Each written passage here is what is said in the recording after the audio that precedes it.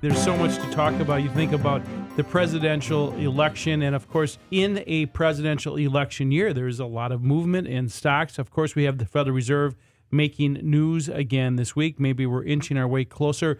And earnings season is beginning right now. So there's so much right now that's going to move the market. And let's break it down, not necessarily in that order, but we did get some news from what's called PPI, right, which is wholesale CPI, if there's another way to think about it. And it is on track. So the Federal Reserve has all clear to lower rates in September. That's right. Yeah, they did get that all clear signal. I like the way that you put that. Question is will they actually obey the signal? And I think that's what investors are beginning to wonder, building their confidence that the Fed is likely to cut rates come September.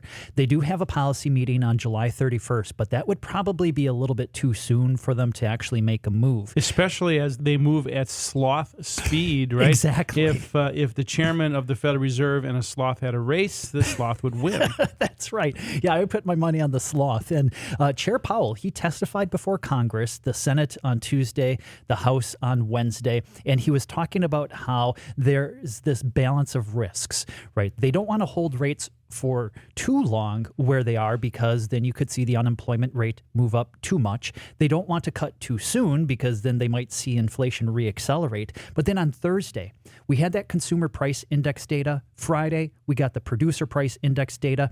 If Chair Powell had those data releases before he testified, he might have changed his tune a little bit, because he was kind of saying how the risks are pretty well balanced, but that consumer price index number, the producer price index number, those suggest that inflation is on track to that 2% target. It's not to say that we are going to get to 2% this year. It is likely more of a late 2025, 2026 story, but they do need to move monetary policy before we get to that target. That's exactly right. So, we started the year with perhaps 6 targets and then 4 targets and then 3. Now we're down to 1, and perhaps you even heard this crazy talk earlier this year that we might have to raise rates. So, it's been all over the board. I call them the dart plots and not the dot plots, because it's like throwing darts against a board. But it most certainly looks like we'll get a rate cut perhaps in September that's been long awaited before the election, and let's now move to that. Of course, there's so much talk about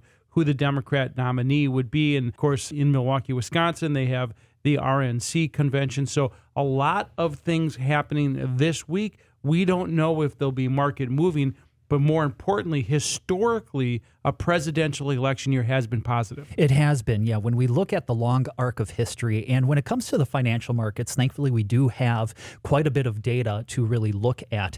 And on average, the markets do better in an election year than in non-election years. That's not to say that they do poorly in those other years. The average returns are still positive. It's just that it's more positive in the election years. And the typical dynamic is you start off kind of choppy, and then you accelerate as you come out of the election. This year, maybe it's a little different. Part of that is because of the fundamentals of the businesses that you can invest in, right? All that AI enthusiasm really helped propel markets in the first half of the year. Now the summer doldrums, maybe they're setting in a little bit here, but once we do get that clarity of the election, as our chief investment strategist Todd Voigt always talks about, you have a date with destiny. There's this uncertainty, but we know when that uncertainty will be resolved, and that's typically a fairly good time, that November and December period for the market. So we talked about, of course, what is in front of us, the Federal Reserve, the presidential election year, earnings season coming. And you just mentioned, by the way, AI, and I think you wrote something in our internal note the other day about tangential stocks, not the stock, but those that are adjacent to them. Exactly. Yeah, the AI adjacent story. And that's something that like our director of equity research, Jason Cooper, has really talked about as well on our investment committee, is trying to identify not like that first almost superficial level of who is building the chips. It's about getting in deeper. Who could monetize this as well? Right now, we know that some of these, what are called the hyperscalers, so those would be like your Microsofts, your Alphabets, your Apples, throwing a lot of money buying chips from NVIDIA, buying circuit boards, buying fiber optic cables and all this stuff. But then where does that money flow to eventually and who can monetize it? So one of the examples this past week that kind of popped up was Corning, right? They make Gorilla Glass. That's kind of what they're famous for, but they also do a lot as far as with fiber optics.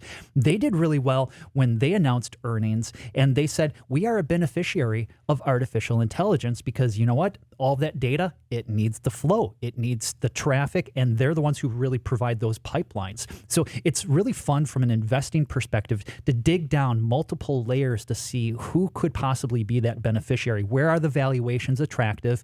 Where's that growth potential underappreciated by the broader market? And the reason why I bring that up is because earnings season is going to begin, and I think it's time to really widen the lens of the camera because it's just not those mega stocks that we want to look at anymore. I think you're going to start to see a widening out and a more of a diversity, and you should really put that in your portfolio as well. We're going to talk about that more in just a bit.